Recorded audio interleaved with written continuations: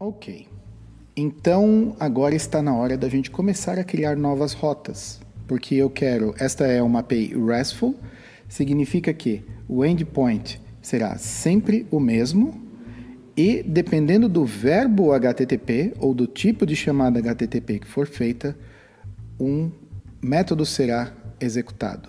Então, aqui no meu arquivo de rotas, eu preciso primeiro pensar num recurso que será gerenciado por este web service. Então, por recurso, o que é? É um produto, é um cadastro, é uma categoria.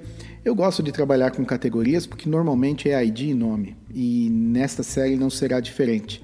Então, nós vamos desenvolver um CRUD de categorias. Então, aqui dentro do método de rotas, eu vou começar a fazer get, post, put e delete, tá?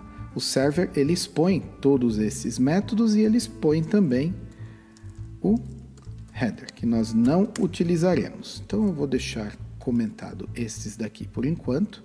Ou melhor, eu vou configurar até onde eu puder, até onde for semelhante. Então, category, ou no Brasil, vamos chamar de categoria. E aí, para cada categoria, eu tenho rec, res e next. E isso aqui é uma arrow function. Muito bem. Deixa eu só tirar esse daqui. E aí, o que vai acontecer? Deixe-me colocar outra coisa que é comum, que é o next. E também, todas elas vão enviar alguma coisa de volta. Então, agora sim, eu acho que eu posso comentar o put e o delete. Vamos retornar, nesse caso, um array dizendo 1 e lá. E aí, no caso do post, eu preciso de parâmetros. Então, por exemplo, já vamos tratar aqui o nome da categoria. Eu já explico o que eu fiz, essa magia negra aí com as chaves, tá? E aí eu vou retornar apenas o nome para quem fez a chamada. Vamos testar primeiro, então, o get. E aí, agora que eu tenho uma chamada diferente de get, que é post, eu não tenho como fazer uma chamada post utilizando o endereço, a barra de endereço do browser. Eu preciso necessariamente de um form. Mas eu não vou criar uma segunda aplicação, um HTML, um form, só para fazer uma chamada post. Eu vou utilizar uma aplicação que me permite fazer todos os tipos de chamada. E essa aplicação chama-se Postman. O Postman, ele nasceu como uma extensão para o Chrome, mas agora ele ganhou vida própria e ele é também distribuído como uma aplicação standalone. Então, nesse caso, eu vou colocar aqui o 3456 para que a gente faça uma chamada get e a gente veja o Enjoy the Silence printado ali na nossa tela, tá bom? E aí, se eu colocar agora categoria e enviar, com certeza eu verei o array com número 1 na posição 0, lá, na posição 1. E se eu mudar aqui para post, para o mesmo endpoint, e mandar aqui um name como Vedovelli, eu espero ver... eu estava esperando ver o Vedovelli aqui, não vi nada. Vamos lá no console ver se deu algum erro. Não deu crash, então foi alguma coisa que eu escrevi errado aqui. Deixe-me ver. Como que eu debugo isso daqui? No Node.js, a gente é meio refém do console.log, tá? Existem formas melhores de se debugar, mas não é o intuito dessa série, tá?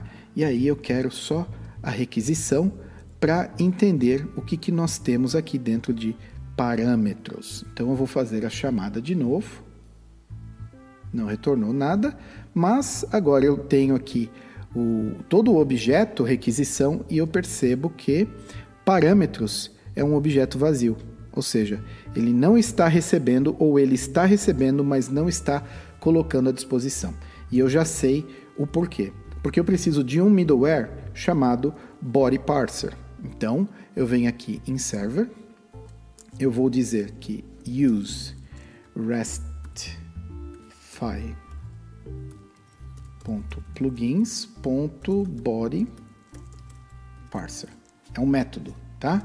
Que nós executamos. E aí, agora, eu voltarei aqui, farei a chamada novamente, e aí, com certeza, eu tenho ali o nome que eu determinei, tá? Vamos dar um...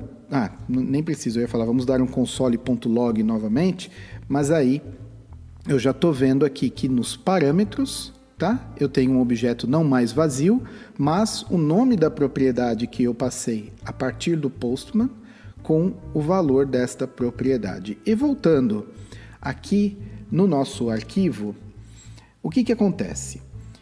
Se eu quisesse escrever ES5, como a gente estava acostumado a escrever até, pelo menos eu passei a utilizar o ES6 só de um ano para cá, nós faríamos como? Nós faríamos assim, ó, var name é igual a recparams.name. E aí, se eu tivesse, por exemplo, ID, seria assim, ok? No ES 2015, nós podemos utilizar Object Destructuring. Então, por exemplo, supondo que parâmetros contém, e eu sei que contém, name e ID, eu posso passar dentro de chaves e ele vai extrair deste objeto parâmetros estes dois valores, colocando em constantes com este nome, tá? ID, obviamente, eu não estou utilizando ainda, e aí isso é o que eu estou fazendo aqui, simplesmente retornando o nome para quem fez a chamada, no caso, o Postman. Legal? Então, agora que nós estamos conseguindo não só ler o que o servidor manda, mas também mandar informação para o servidor, está na hora da gente salvar esta informação em algum lugar. E essa informação será salva num banco de dados MySQL. Então, na próxima aula, você verá como fazer uma conexão no MySQL a partir do Node.js. Fique comigo.